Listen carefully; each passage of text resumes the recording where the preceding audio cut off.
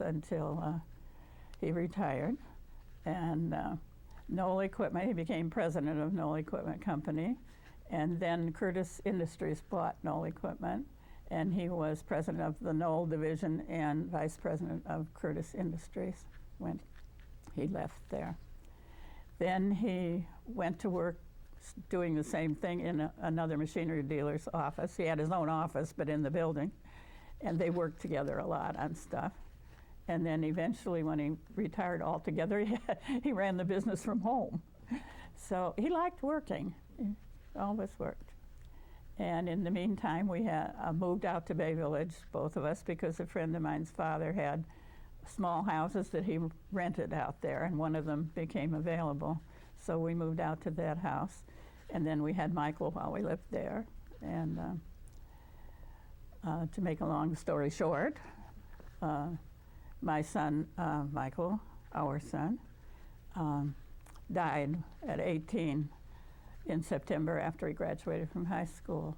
Those were the early days of drugs when we knew nothing about them. And somebody in Lorraine, the bunch of boys went out there and they sold him some stuff. It was so powerful it killed him. He never had a chance to even go to the hospital or anything. And that was a very sad time in our family.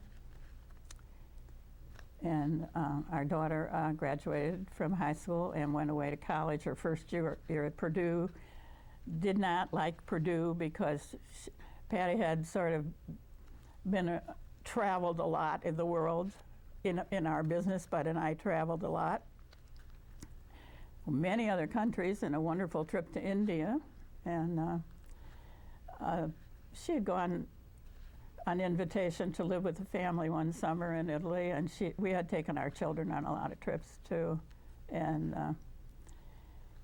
so she didn't like Purdue, and she transferred to Houston where Bud's brother lived, and she fell in love with she liked warm weather. She liked hot weather. And she fell in love with Houston.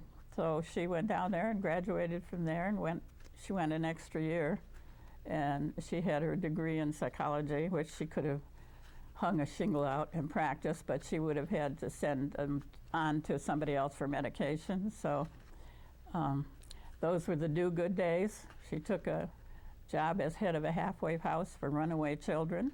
She earned $90 a month, and her father kept saying, all that money for her education, and she earns $90 a month. And then she went from there to the child abuse and neglect in the city. And that was a little better financially, but she said she couldn't believe they had to go to court many times with these children to defend them. And she was very disenchanted with lawyers by that time. And eventually what happened is we decided she better learn something about her financial life, so we gave her some of the stuff that we had for her. And one day she called her dad and said, could I borrow some money? He said, what for? And she said, I think I'd like to go back to school. And he said, to do what? And she said, I want to be a financial advisor, and I can get in a program with American Funds to do that, but I need a little money till I get trained. So she went to work for them afterwards, and finally she decided to go into business for herself, which she still is in business for herself, and she's done very well. And on the home front, we moved from our little rented house over to Bradley Road. We built a new house there when Michael was 1 year old, and Patty was 6, and they went to Catholic school, and my mother and dad lived down the street for us, not too far from there. We bought the lot first, and then we finally were able to buy the house. And we lived there for 8 years, and then we built a house on Windsor Drive in Bay Village, and I'm still there. And that was a nice place to grow up, for children to grow up. But it was the beginning of the drug world. The boys were coming back from Vietnam, and that's what came back with them. And even out behind St. Raphael's School, they picked up a soldier who was trying to sell to kids who were at oldest 8th grade, if you can imagine. And nobody, we didn't, no, there weren't places to go to get help. A friend of mine and I went to Bob and Wallace to a program they had. The person canceled it, so we didn't. Her son was having problems, and then we went to Lakewood to a program that was going on there, and the woman never showed up that was supposed to talk that night. So a week later, my son was dead. No. Well, anyway, in happier times, we joined Lakewood Country Club in 1957. I had played 9 holes at North Olmsted. I took group lessons with the Junior Women's Club. Bud and some of his buddies played at North Olmsted maybe once a week. And so we both liked the game. And we're happy to join here. And we had friends here at the time, the Thomases, Ginny and Bob Thomas, and some others. And then we met other couples, and we had a lovely group with Bob and Betty Oakley and the Rosses, and we met the Arnolds here then, and so we just played in everything we could get into. In the Sunday golf we played, and we played in the the little programs they had at night for the couples on I forget what night it was, Saturday night or something, and I was very active in the ladies group, and I went from joining it to being president eventually, and so I appreciate how hard it is to run those things and please everyone. And so I got to be a better golfer. When I came here, I met Ann Stover and Buster Deal, who was our president at the time, and Ann, who became, Buster Deal was our champion, and eventually Ann was too. So I got to learn a lot from playing with those people. And Ann was my partner in something one time. She called me up the night before and told me I had a 20-something handicap, what I had to do and what she was going to do. And it turned out we did it, and we won it. And I won a lot of stuff over the years. I just got better and better, and I practiced my short game a lot, which today they talk about. In those days they didn't. But if I played someone who hit a really long ball, my short game could make up for it, because I could get up and down a lot of times. So that helped me. And I played on the team for a very long time. I won a lot of points on the team. I really enjoyed the competition. And I had a hole-in-one at Mayfield Country Club one day in a tournament in the team play out there. And the other fun thing, well, that was the same week. That tournament, I had an eagle the first day with a girl from Lake Forest, and a hole-in-one the second day with the girl from Lake Forest. Those are the high points. And Lake Forest seemed to play a good bit in my background, because Bud had a friend there, and we used to play there occasionally. We played with him, and he was a business friend of Bud's. And that particular day, I one-putted 17 greens. And before we were through with the second 9, my husband said, "You know, this guy will never do any business with me again, if you keep that up."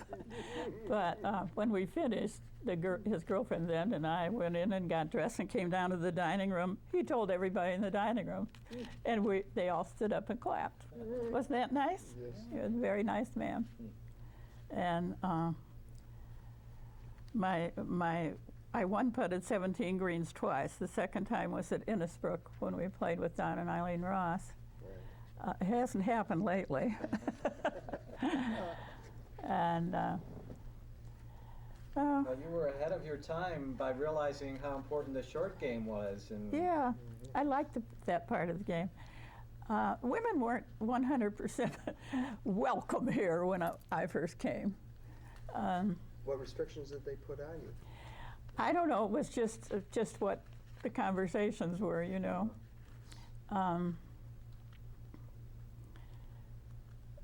It was a little different then. Right. And you also had to be married. Oh, okay. Right. But it was in the old clubhouse. And we had a little room upstairs. And Anna, the lady that took care of us, had, if anybody wanted to drink, she had to go to the bar and get us a drink. I don't think we were allowed in the bar then. And we had What year was that? What year was that? Well, that'd be 57, 58, somewhere 57, around there. okay. But playing on Sunday was fun because then we go back to that porch and watch the people coming off. It was number 1 tee then, Right. and everybody was yelling at them about their bad shots. And The little you could watch them go by, or telling them where the ball was if they couldn't see it. And Was the when the clubhouse was there, was the creek open at that point, or was it underneath on the culvert on number 1 when they down at the hill, bottom of the hill? When they would tee off, was the creek still open? number 1 is number 10 now. Right, right. I don't ever remember the creek being all covered. Okay, so it was open when they would tee off, and they could, if they hit It was on the right, Okay, it was on the right, but it because crossed I was a hit over there all the time, and so did Bud. everybody else in the room. And there was a big tree there we got behind too. Okay, all right. Yeah. Okay.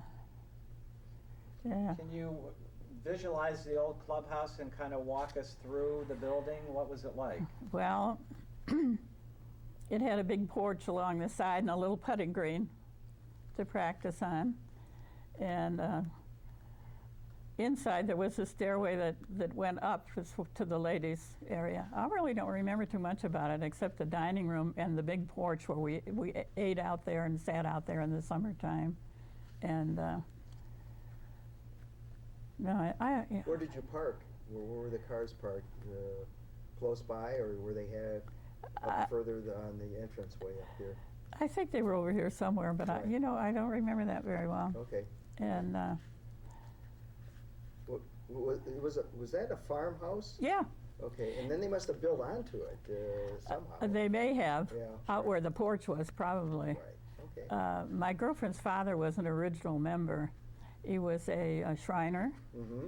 and I don't think there was a golf course when they first, they started the golf course, but it was a meeting place.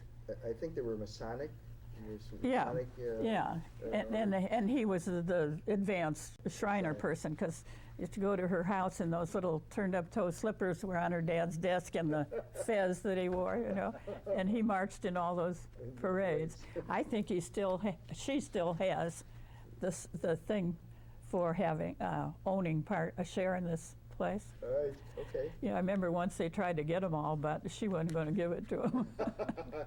And I told her, don't, it might be worth some money someday. Yeah, it's still outstanding. Yeah, and Yeah. Carl Binbichel had the pro shop over by the number 1 tee. Oh, okay. And he used to stand on the porch and watch us tee off. Never said much, Carl. He was a Why? good teacher, though. Is that right? Yes, he Well, was. he was the pro. Mm-hmm. Was he also the groundskeeper at one time? Or? I don't think so. Okay. I only remember Chuck Lott. Okay, right. Okay, fine. Yeah. And, well, we used to have wonderful parties there. We had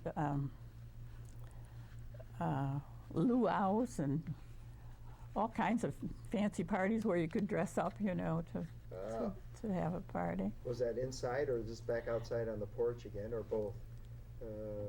I Probably think inside. most parties there were inside Right. because there wasn't that much room outside to have. I can't remember that we had a patio outside. Right. We had that porch. Right, Yeah. Okay. Yeah. Good. And, What do you remember about building this clubhouse? Was it a I sense remember of that we excitement? voted not to, Oh, really? and then all of a sudden we were having it anyway, without a vote. Without a vote. Yes, Mm. yes. And the general opinion was, when it got finished, was that it didn't have much of a view of the golf course. And they figured that whoever designed this really didn't know much about golf, the way the building was designed. But we were stuck with it, so it was nice to have a new building. And then they rearranged the golf course. But my daughter knows all the old numbers. I've forgotten most of them. And, you know, play continued. Here we were, and we paid for it. And then eventually the swimming pool also. And so we felt we paid our dues here early on. And our children played golf here, and our children swam at the pool and swam on the swimming team sometimes. And our son Michael, the first time he played on the swim team, he jumped in and he never came up for air until he got out of the pool at the other end. And he got out and he said, "I'm never going to do that again." Oh my goodness, that's a long underwater stroke. Our daughter was a nice golfer, and she won the Plain Dealer tournament one year, and she still plays golf. And she used to say, "I hate to go home and tell my friends I can't beat my 75-year-old mother, but she can beat me now." Mm-hmm. And so we play whenever we have the opportunity. If she comes home, we like to do that. And Bud and I played, you know, in much as everything we could. We really enjoyed it until he played, and he had the dawn patrol with his early bird friends who used to fish out the balls. I gave away about 5 boxes of balls out of the basement last year that were still hanging around there. And Who were some of the fellows in that dawn patrol? I was thinking Joe, can't think of his last name right now, Tony Cato, Okay. and Gary's father. they had a foursome. I'm trying to think who that was. Maybe I wrote it down, I don't know. I think that, Hercula? Was Herc in that? no, it's a guy that quit here, he had an Italian name. Bill somebody. Oh, I'm sorry. Okay, that's Can't all right. remember No what his problem. name was. No problem. But it was very early in the morning. I think they came when the place opened up.